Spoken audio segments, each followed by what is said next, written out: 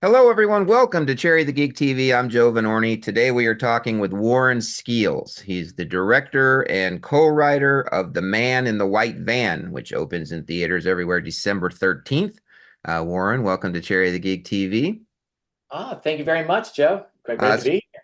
let's start off by how would you describe the film to people? People are looking at the movie listings. They see this movie titled The Man in the White Van. How would you describe it to people? Yeah, I mean, the Man in the White Van, delves into the eerie underbelly of a seemingly idyllic 1975 Florida town and follows really the harrowing experience of a young Annie Williams, who's a spirited young girl whose carefree existence is turned upside down by, this ominous man in a white van. Let's talk about the origin of the film. It's based on a true story. This is your first film as a feature film as a director. What was it about this story? How did it come into your lap? And then what was it about this story that spoke to you and made you say, this is the film that I want to direct as a feature? Well, first of all, I love suspense thrillers. I grew up. Rear Window from Alfred Hitchcock was one of my favorite films growing up. I love Stephen King and Stanley Kubrick, and the early Spielberg Jaws, and um, so those are films that sort of kind of were films of my youth, and I found for inspiration. And um, but the story itself, I came to me from, I was having a dinner actually with a producer friend, a partner on a TV show, Siesta Key. And, he had asked what I was working on at the time. And, I said I was working on a serial killer story out of Phoenix back in 2005, 2006. And he said, "Oh, if you like, serial killer stories, you should talk to my wife." And so I did. And, as she started unpacking her experiences as a young girl growing up in rural Brooksville, Florida, I really just sort of started, finding myself kind of, really interested in into the dynamics in which, what was happening at the time in the 70s, which was really just sort of a, you know, kind of a carefree existence there, especially in rural Florida. And her, she was being stalked by a van and, she didn't want that to be something she didn't want the negative attention. She was a tomboy, so she had an older sister who was very feminine and wanted to kind of bring her into, like, a young lady into the world of being a debutante and stuff. And, she just wasn't ready yet. And she wasn't ready to become like a young lady, but it didn't mean she didn't like boys. And so she was sort of conflicted on, that crossing over, puberty to coming of age. And I think what I found the more she sort of kind of captured that essence of her, or talked about that part of her life, I found more engaged in the story and connected to it in a real way that I just thought, well, how horrific that that's where she was in her life, and had no idea that, this white van that sort of was, kind of circling her, had very nefarious and evil things in mind for her, that she was not ready for.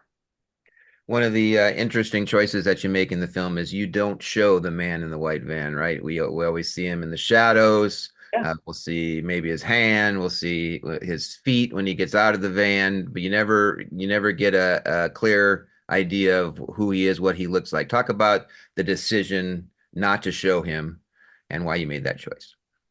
Yeah, I mean, there were a couple of reasons actually for that. One, we were wanted to be rooted in Annie's story, and if Annie didn't see the man and didn't know anything about him or where he came from, then we felt like the audience really shouldn't either. So we're experiencing her journey, right, from her perspective. The other part of it is that, in doing all of our research, while we were convinced that there was a serial killer who hunted, victims in a white van, and there was a one man in particular who was arrested and incarcerated for, four bodies found on a Weeki Wachee property in Florida, and then also for a murder of a victim in California. We also aren't totally convinced as human beings that they are all perpetrated by just one man, and that they're not other victims that this person or others might be responsible for. And so we wanted to leave that. We didn't want to make it such a concrete component in telling that story. We wanted to leave the door open for interpretation that might have audience members guessing and wondering and asking questions when they leave, because it would be a good thing to do that. And I think that attention around this story would be good. Now, because you don't show him, you have the van is almost a character, right? The van's almost the villain in the film. You have to show the van across the street, pops up, he pulls in, pulls into the frame, following the girls at various points. Because that's an inanimate object, you have to use your filmmaking skills to build the tension and to shoot that van in different ways to build that suspense and not make it repetitious. Talk about that challenge of making that van a character, and then the different ways you had to shoot it to Well, avoid repeating yourself. I love the fact that you picked up on the van being a character and a presence, for myself and Sharon in writing the script, and then me taking that over into visually representing it and into a film. One of the goals was like, no, this has to be the henchman. The van, the man that who we don't really see is obviously the ultimate perpetrator and the villain, but the van itself is his henchman. And so we really wanted to characterize it and make it sort of this almost a kind of supernatural presence in a way, like it has its own kind of entity to it, right? And representing evil essentially, in its most crude state. And so I got together with Gareth Cox, the cinematographer, and we watched we watched Duel, and Christine, Stephen King's Christine, and I think Jaws, and the way in which the shark is, look, Steven Spielberg and the entire film industry learned a lot from the making of Jaws, right? They learned it was, how many frames you can have the fake shark on camera before you realize it's not fake, and while it holds terror. And we kind of took some of those lessons with, incorporating that into this film with the treatment of the van. Because there are certainly certain angles where it looks like the mystery van from Scooby-Doo, and that obviously is not something that we want to portray as the comic version of this. So we had to find the right angles on the van, whether its lights were on or off, or and all of that action, to really kind of bring it to life, and as a villain and as a perpetrator of evil. One of the really cool things that you do in this film to build tension is you do time jumps, right? You have your main story with the family and your Annie, uh, set in 1975, where the van's following her and you're building suspense. But then you'll break that up by doing time jumps. Just go back to 1970. You'll show the man in the van with a victim. Then you'll go back to the main story, come back to 1971, come back to 1972, 73. And as you're doing that, the audience is saying, okay, we're getting close to the man in the white van's getting to 1975, where the drama is going to start here. Uh, Right. in hindsight, looking back at it, there's not a more perfect way to do what you did, right? I think that's the perfect way to show how menacing he is and to build that suspense and to show that he is a killer. Uh, was that an easy? Talk me through that process. Is that something that you had to kind of work through to decide that that's how you were going to do it, or did that come pretty easy in the process? Well, the first thing we did was we just want to construct Annie's chronological story, and had the kind of building blocks of that story from her real life. And there was another piece to it that we incorporated from another victim to create our overall fictional Annie.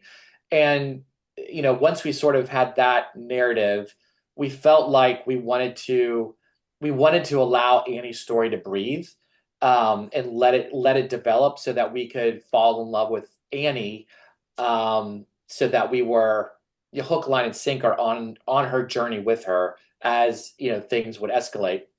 And so we thought, well, how can we keep this, how can we allow that story to breathe, but still keep the thriller of it all?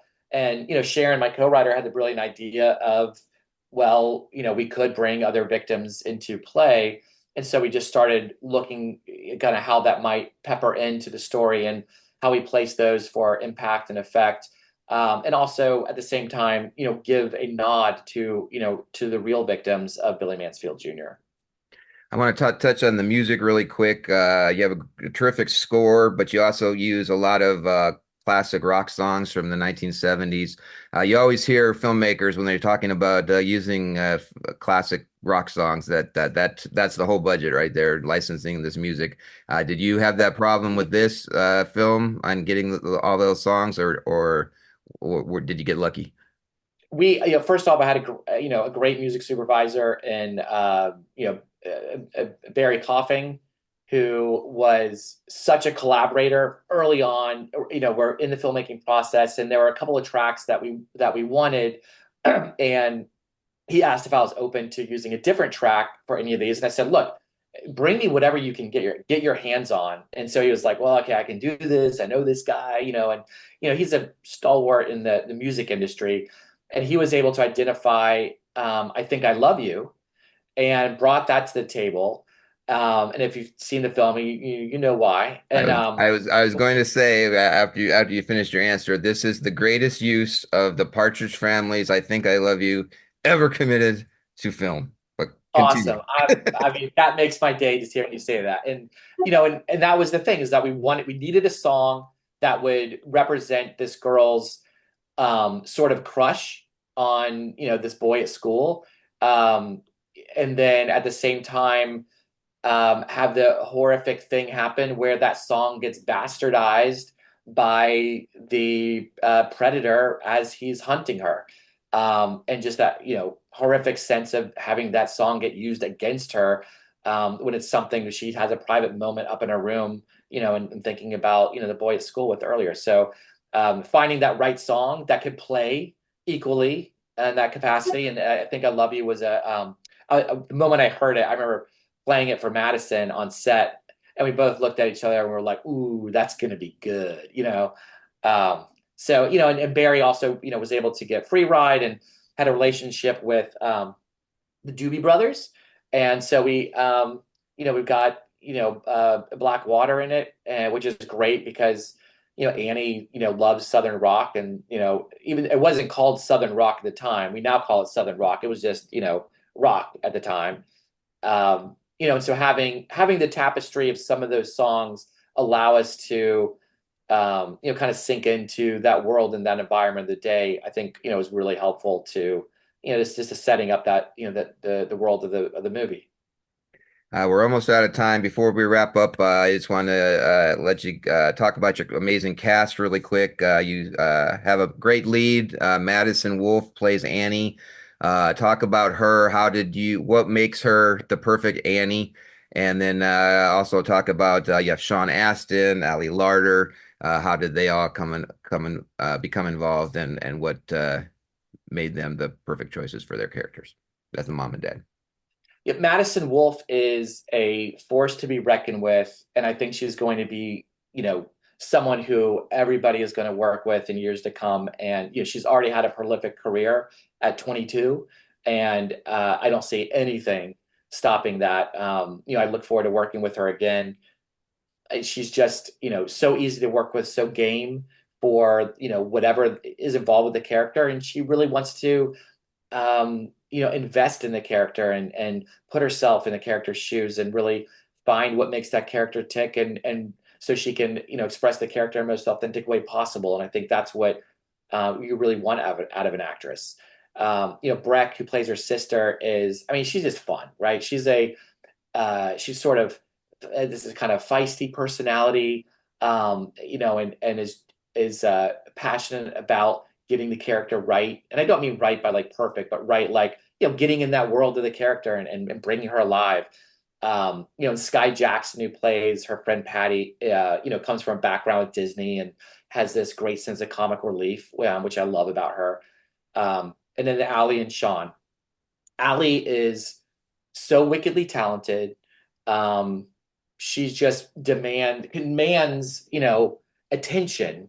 And I don't mean that in like a way where she's demanding it on set. I mean that like she just commands attention. And when she's on set, it's like everyone's on their P's and Q's because they know she's there to work and you want to be ready to work and you're all there, ready to bring it and get the best out of the day.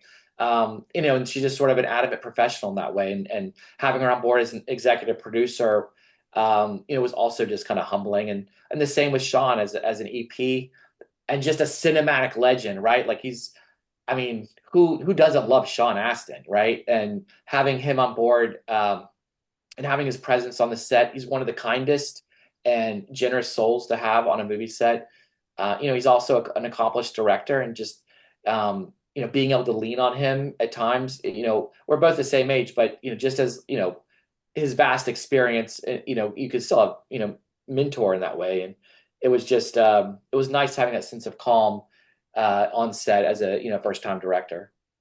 Well, it's an amazing cast, an amazing film. It's called The Man in the White Van, opening in theaters everywhere December 13th. Warren, thanks so much for chatting with us today on Cherry the Geek TV. Thanks, Joe. Appreciate it. Thanks for having me.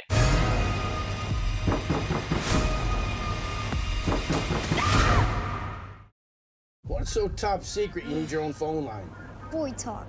Oh, Kyle. You're so dreamy, Kyle. I heard that talking on the phone all night gives you warts on your ears. Can it really? Annie. Of course not. She just made that up. As always.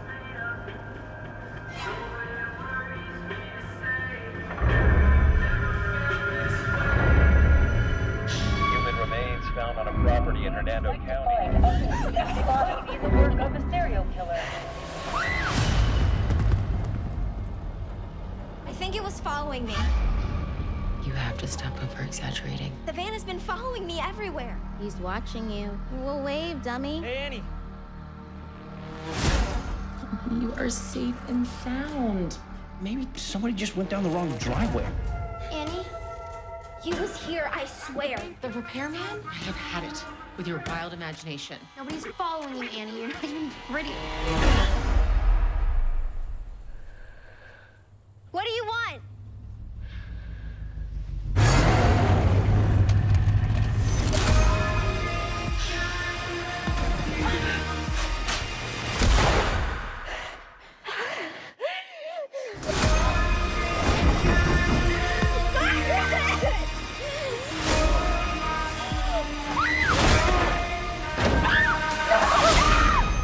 Say they complained for years about the horrors they believed were happening, all perpetrated by a man referred to by local teens as... And if you say, hey, go